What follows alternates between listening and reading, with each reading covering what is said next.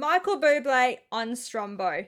G'day guys, how's it going? My name is AussieTash. Okay, before we get into this interview, let me tell you what's happening in Australia.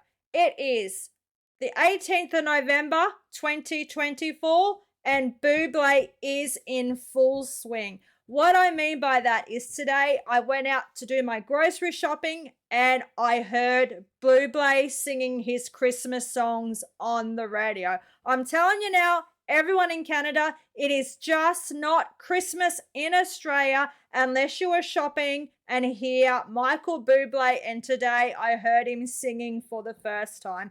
The love affair that Australians have with Michael Bublé during the Christmas period is incredible. I don't know if you guys know how much Australians love Bublé at Christmas, but man, he come over to Australia, he sells himself so well, they all just love him, and oh my gosh, it's just not Christmas in Australia unless you are listening to Bublé. All right, let's get into this interview. It looks like it's a bit different. It's not in the studio, so we've got Michael Bublé on Strombo. You guys know how much I love Strombo. I think this video is about 9 years old. Let's get into it. All right, good evening, everybody. Here we go. It's time for another edition of the program. This one is going to be different, from beautiful Pacific Rim National Park in British Columbia. We're in Tofino, and wow, we're going to celebrate the great outdoors with you. I would like to start the show sooner, but Mansbridge, he hacked into my GPS and I'm lost. I don't know. I need a park ranger. If I could only. You need a park ranger? Oh, hey. Hi, Hi, sir. Hi, I'm George. Hi, I'm Michael Bublé. Welcome to the park. Michael Bublé I'm the Park. new ranger here. How are you? Hi, everybody. What a surprise to see you. You may not know this about him, but Michael actually kind of grew up in places like this, and we're going to get into it on the program tonight. Ready, Sloan? In 3, 2, 1, go.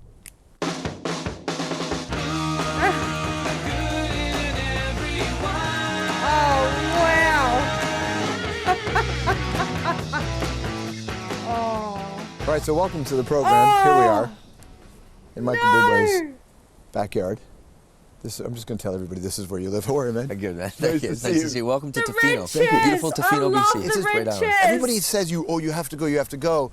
And this is one of those places that even the hype is smaller than the actual experience. Yeah, it's pretty amazing. It's pretty serene and beautiful. You know what? I love that you said it was my house, because I feel like that. I actually just peed behind that tree. Nice.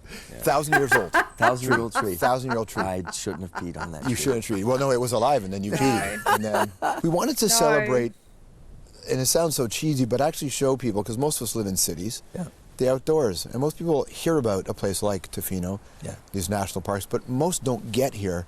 I'd never been here before, and I can't believe how glorious this is. But this is kind of your backyard. Yeah, I think, you know what, I grew up, my life as the son of a fisherman. My father was a commercial seine fisherman, and his father was a shipbuilder who'd come from Italy, who'd immigrated. So so much of my life was spent here in nature and up and down the coast of BC, and I spent, you know, most of my childhood in this kind of environment. When you were a kid, did you like coming outside, or was it one of those things, oh, I gotta go to Dad's work? No, you know what, loved it. I always felt like I was really blessed to get us. Even as a kid, I felt like I was getting this really cool perspective on life, and I was getting to do things that other kids my age would never get to do. And I mean, listen, I would, you know, spend tons of time, you know, up in the forest with my dad, you know, finding cool little lakes and stuff, and, you know, sitting on the bow of the boat watching porpoises swim along with you, and being in the skiff, you know, rowing while, you know, pods of killer whales going. I mean, it's amazing. That's incredible, man. Yeah, you see, that's what I mean. You see stuff where you know, it's just very cool to grow up like that, to have that. That's so cool. I mean, when we think of Michael Bublé, we see him looking so handsome, and you guys just know how handsome he is, in his beautiful dress suits, singing his beautiful, beautiful songs, belting out his Christmas carols, belting out "Oh Canada," singing with orchestras. Yet when he was a kid, he used to like go fishing, get out there in nature, get his hands dirty, and you just don't picture young Michael Bublé at all, do you? This is a really cool interview. I mean, like you said, you know, your grandfather as well. Like, there's a shipbuilder. Yeah, he was. That's what he did. Yeah, he was. He had immigrated from a place called Istria, and he'd started. He'd come here with nothing. I mean, really with nothing, and started building ships, and And then they got into the fishing business, and they were for years. I thought, without a doubt, that I would be. I fished till I was about 21, 22. I would sing, go back in the winter and sing, and go up, you know, the west coast and east coast of Canada and America, and then I would get back on the fishing boat. So I'd go from singing at a nightclub and, you know, signing some autograph to, you know, getting jellyfish in my eye. This is before you made it. Yeah, oh yeah. What was it like, you know, you'd come back after you've had that experience of being in the clubs, and then that first day you're out there and it's cold and you're working. Oh yeah, it's definitely, you know, I made a lot more fishing, that's for sure. And I think that was the thing, it allowed me to go out and to fight for that dream, you know, which of course, you know, anyone in their right mind would never think it was going to happen. But it's funny, I remember I turned about 22, and my father, I was going to go out for another summer, and my father just said to me, and my mom said, you know, Mike, don't do it, you know, you should really concentrate on this singing thing. We think you got it, you know, we think you got a great chance. Oh, yeah. And I was shocked. I thought that they'd do the opposite. I thought they'd want me to go out and do the blue collar job. And my dad was really sweet with me. I mean, I'm obviously a dad now, and he would always say to me, son, you know, I want you to work with your head, not your hands. Don't be like me. And it resonated in me. You know, he said it all the time. And my dad worked his butt off his whole life, and he's an honorable, you know, great man. And I always found that was such a part of the reason I loved him so much, is his humility. You know, that he would say that, and you know, and that there was any chance that I was ever going to be smarter than him. I mean, he might have worked hard and had a physical job that he worked with his hands, but he's a genius, and I just sing. Well, you don't just sing. I just sing. Sometimes you host. Sometimes I host. Oh my gosh, I'm sorry guys. How beautiful was that? How beautiful was it hearing him talking about how much he loved his dad and how honorable his dad is. I'm not quite too sure if his dad's still with him or if he's passed, but yeah, there's a man who loves his dad, and that is really, really cool. That brought a tear to my eye. Guys, I'm not quite too sure. It wasn't an exaggeration. Michael Bublé, when he comes to Australia, he sells out stadiums. And I'm not talking little stadiums. I'm talking stadiums that fit, you know, 25 to 40,000 people. Yeah. Do you look at your father, just remember your father differently when you have a kid? I look at everybody differently now that I have a kid. I look at every parent differently. I think I just couldn't have understood. I couldn't have been empathetic to a parent's point of view. I really don't think I could. I mean, people can tell you how it's going to be and what it's going to be like, but I've said it before, it's like being in water and telling someone what it's like if they've never felt water. It's impossible until you get in and actually feel the sensation. And I guess there's a category of love I didn't know existed for me. And, you know, we were talking about it earlier, and, you know, you're saying you have friends that say, like, don't do it. And, I don't understand how they... I mean, I get that there's sleepless nights and that there's, you know, tough times, but how could you not want to be part of it? It's, I'm in love with this little dude, you know, and no matter what happens in my life, no matter how bad things get, or I just, you know, I'm happy. He's my happy place. I want to play you a clip here that I think you're going to kick it off. Oh my God, what do you got? And it works with what you're talking about there. What if it doesn't happen for me? I think, what if, you know, what if I just, you know, what if nothing clicks and I just end up, you know, being a lounge singer that and then I think to myself that it doesn't matter. You know, I want to get married and I want to have kids. You idiot. And wow, really? I said that. You said that, yeah. That's CBC Midday. I think that was in 1976 or something. Yeah, exactly. You know, it wasn't a big hair day. 1976? But you knew. You sort of, you've always wanted it. I think I talked about wanting it. Yeah. And I think it's funny. I think at that age, it was quite romantic to me, the idea of that. And I think, but if the truth be told, the further I got into this business and the further I got into fame and all the wonderful trappings that come with it, the less that I wanted to be a father. The less Money, I wanted to get party, married. travel, girls. Life is awesome, dude. Life was awesome. I mean, really, like that, you know. And when you look as funny, handsome you know, as he it's does. funny. People say like, "Wow, you Right. you know, you wanted to get married." I don't know. I've said it before. I get in trouble for it, but I mean, I fell in love with my wife. She's a great person, and it's weird. I wanted to get married to her because I wanted to be with her for my life. You know, she's my best friend. But did I want to get married? Is another. Do you understand what I mean? It's a scary commitment. Careful, Bublé. I hear you, man. Yeah. It's So just- at this it's tough. age, I think I probably felt that way. And then as I got going, I got to be honest, by the time I hit my 30s, because here I'm probably just, 25, 24.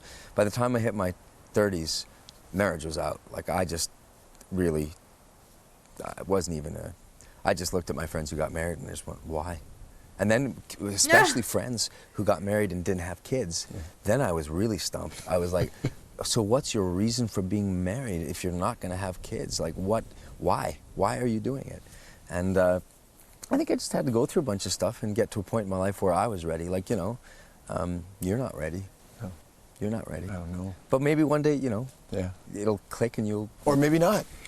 It's one of those things, man. I couldn't have known it was going to be as good as it is. And I didn't know. I mean, even having a kid, I thought I was way too selfish and impatient. And I just thought, I was scared every day. Even when she was pregnant, I was like, am I good enough? Am I going to be a good dad? Am I going to be am I going to be an absentee father? Am I going to, Yeah, but you traveled, you toured, that whole thing. Your wife's busy. She's got a life and a career. So, like, that is an interesting conversation to have with each other. Yeah. Because you don't want her to... Well, this is Michael Bublé in the raw. He is just letting out all his feelings, all his emotions, his fears. This is really, really deep, man. I think this is about 9 years old, but mate, obviously it's just gotten better and better for him because what was I watching? I was watching something on YouTube and there's a drink over here in Australia. You could have it in Canada. I don't know. It's called Bubble. I'm not sure. It's some sort of soft drink or something. But old Bublé here, he's doing all the promos. He's doing all the ads for it. They're saying, would you like to try a bubble? And he's like, no, you mean a Bublé. No, she's saying, no, a bubble or something like that. So, yeah, he's doing great for himself, old Bublé. And yeah, like I said, in Australia, it's just not Christmas until you're talking about, oh, I heard a Michael Bublé song on the radio today.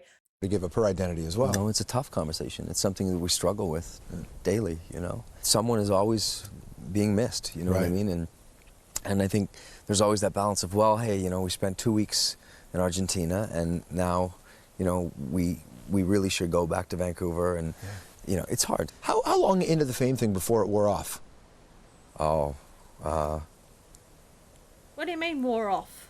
It's really weird, man. I think that social media really helped it wear off.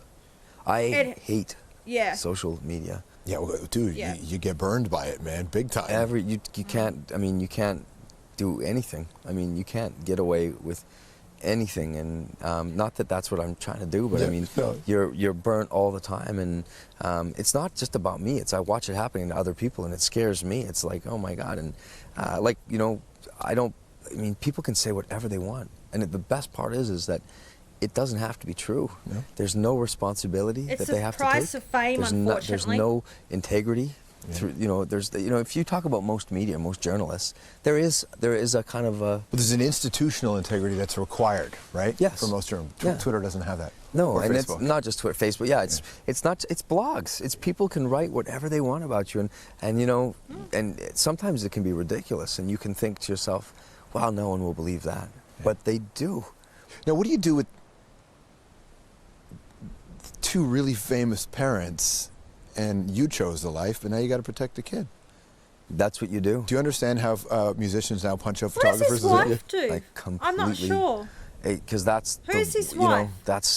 He's off limits, and you know what, man? We haven't talked about this yet, but I'm pretty easygoing, and if you know me in my life, I'm just easygoing. I want people to like me. Yeah. I'm not a confrontational guy, but man, am I like? There's just not an inch to be crossed there. I mean, the people that are with me here, they know that it's like I'm not messing around with that. And if you mess with my kid, honest to God, if they mess with my kid, I don't know I think I'm scared for them more for me, really. Yeah. Because because at this point when something like that happens and you see, you know, you don't, you know, I know what I'm capable of, and I don't want to go there. I want to play you a clip here. What's Michael Bublé capable of in his suit and his microphone? No, I guess that is a very important conversation to have, you know. Leave their kids alone. It's really, really hard. Social media would be the price of fame. Even media, paparazzi, stuff like that. I mean, what lengths they will go to get a picture of you. Really, really sad stuff. But yeah, this is a really, really cool interview. Michael Bublé in the Raw, sitting on those red chairs. Oh my gosh. Well, that's on my to-do list now, isn't it? I can see me and Canada J sitting on these chairs at this park. I am so excited. And Strombo, guys, you guys know how much I love Strombo. He's cool. He's really cool. So if you hear it thunder, don't you run under the tree. Holy moly! From heaven for you and me. I'm stopping that. That guy needs to come out of the closet.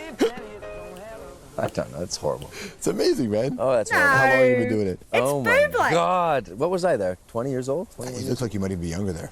Oh my God! But what's interesting, the reason I was playing in a show called Red Rock Diner, so they had this big Elvis kind of do for me. Well, the Oh reason I my wanted to play God. that clip is it really supports that idea of 10,000 hours, right? Yep. That you really, Malcolm Gladwell. yeah, you have to go out there, and you have to punch your way through Yep.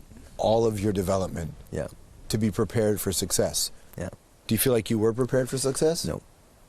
I think you know what I was. You put the hours in. I think I put the hours in. I think I was prepared to do the job. I didn't.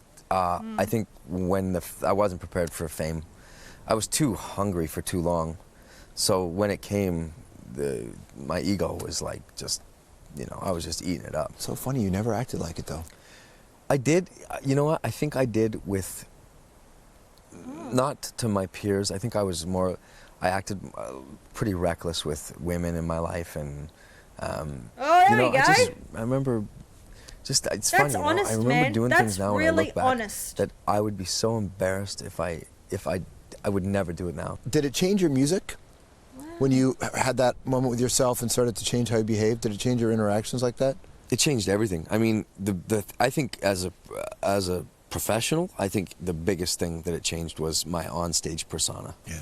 I stopped pretending to be someone else, and because for many years I think I was a very enhanced version of myself, or what I thought was the idea of cool. Yeah. You know, I was real dry, and again, I was cocky, and I remember sitting with my manager Bruce Allen and Randy Burswick, who works with him in the office, and Randy used to say, you know, Mike, you don't have to be like that. He'd say, cool is as cool does. Cool is as cool does. And It looks like when you see Michael Bublé, you know, his performances and stuff, he's always got his beautiful suit, singing behind his orchestra. It looks like he was groomed, doesn't it? Like from the start, they had a plan. This is what you're going to be. This is who you are. So yeah, he is being really, really raw and really honest in this interview. Oh my gosh, it even sounds like, you know, he knew who he was when he got to his bit of fame. He went out there, he had fun with the women. He regrets it now, but at least he was honest about it and said, yep, I did irresponsible things and I regret it now. And I'm so thankful now, man. Every night I go out, I do the same thing every single night. I'm, you know, backstage, the curtain's there. I can feel the bubbling of the crowd. You know, there's, you know, thousands of people out there, and I Bublé just can say feel the thank you. bubbling. I go on the microphone so that I can speak on behalf of all the boys with me, my band, and I just say thank you. I thank the universe. I thank God for allowing me to stand up in front of 15,000 people and that I can actually be awake with them. Check this clip here from our TV show back in the day. This one you won't be as embarrassed about. Okay, good. Michael Bublé is a big influence. I mean, he does a wonderful show. I like the way he performs, and I like him personally. He's funny, isn't he? Yeah, I love him. Yeah, he's got a lot of humor, which is very essential. You know, that's what Dean Martin had, and he has a lot of Dean Martin in him. Oh, that's so nice. That's Tony Bennett, man. That's so nice, yeah. When Tony Bennett says he's an influence on me, that's got to be really surreal for you. Yeah. Yeah. I mean, I've stolen a lot from him. I told him the first time I met him, I told him that I said, I've stolen a lot from you, Tony. And he smiled at me and he said, someone who steals from one person is just a thief, he said. But when you steal from everybody, you can call it research. That's exactly what it is. Yeah. All right, stick around. Yeah, More with Michael it's Bublé in research. his backyard when we come back. You can imagine. I want to sit on those red chairs in every national park in Canada. Just look into his eyes, would you? Oh my gosh. If he's singing I'm sorry to you, you're gonna melt, aren't you? All right, you're back here on the program. Michael Bublé and I are hanging out in beautiful Tofino, British Columbia. He is the Prince of the West, as we know, Central West. Everything west of Winnipeg belongs the to him. Prince We have to of ask the his West. permission anytime we come in. You don't know that whenever you take a flight, there's a certain airport fee goes to him. Yeah. I'm actually welcoming people at the airport. You are nice. Thank you for coming to Vancouver, eh? Here's your bag of pot. Preparing for Thank you for coming to Vancouver, eh? Here's your bag of pot. Oh my gosh. Don't even get me started on Canada and your marijuana laws. Oh wow. Like I've said many times in Australia, it's never gonna happen. They're just too strict. They keep on saying, we're writing bills, we're talking about it. They're going to be talking about it for the next 50 years, I reckon. It's never gonna happen. You can't just go onto the computer, order some pot, and have it sent to your address. You'll go to jail. How do you spend Father's Day? Oh my God, I can't wait. Celebrating myself. How will you celebrate? I don't know. It's your first time. I don't know, it's my first time. It's going to be pretty cool. I'll probably get a crappy tie or something like that. Juno or I Grammy? can't wait Juno. celebrating myself. It means something to you, doesn't it? Yeah, it's huge for me, man. People sometimes think that when an artist goes, it really is an honor, that they sometimes think the artist is being cynical, but how does it feel when you hear your name? Oh, I've been so lucky to have it happen it's huge. Juno or Grammy? Those You were said my Juno. peers. That's cool, This is man. the country that Yeah. I grew up watching them. And, Yeah. And hosting. I'll tell you the truth. I don't know where my Grammys are. Really? I don't know. I love that. He's so proud of his Junos. I'm pretty sure Juno is like the Grammys, but the Canadian Music Awards. He loves his Junos. He's so proud of his Junos. As for the Grammys, I don't know where they are, eh? Doesn't matter. I think one of them I gave to my manager, another one another friend got, and my grandpa maybe another one, and I have all my Junos though. Good on It's you, important mate. to hang on to that, isn't it? Yes, sir. If you were trying to get out of trouble with your wife, Lou, which song would you sing to her? I'm sorry. here we go. So sorry. Now, what if you're trying to get out of trouble with the cops? What I do with the cops Yeah. is I actually carry a shoebox. I do. What? I carry a shoebox, and I got a little pair of shoes in it, and I put Hershey's Kisses all over it, and I give it to the cop, and there's a little sheet on top that says, I would walk 1,000,000 miles for just one of your kisses. To a cop? No, I'm kidding. I've never done that. But I'm always really nice. You know what? I really am a big advocate for the That's strange. police, here in Vancouver especially. Do you get pulled over? Yeah, sure. Yeah. Yeah. And I'm always, hey, if I'm stupid enough to speed and get pulled over, I get pulled over. But I think they do such a great job here. I really do. I thought during the riots and stuff, I was so proud of them. Cops handle themselves really well. I during actually that. took out ads in the papers to say thank you to them. And I thought they were, That's a That's great cool, way to man. hey, you know what, those women That's and cool. men break their butts and put themselves in danger. And I just find it funny all the time, people talking about pigs and the cops suck and this and that. And of course, Yeah, the no. second something happens, that's Yeah. the first person that they call. Right. So Absolutely. I think it's a real job with great honor. Which song do you want to be your funeral song? Told You I Was Sick. Love that one. Told you I was sick. Hypothetical situation. Yeah. You have one too many glasses of Bublé, and you wake up the next morning with a tattoo across your entire chest. Yeah. What is the tatttu of? Bender night. Yeah, with my luck, it would be like the Canucks spelt wrong or something. What the Canucks? What the hell? The Vancouver As usual. Canucks. Thank you. Oh my gosh, he doesn't own that drink, does he? That Bublé drink. Does he own it?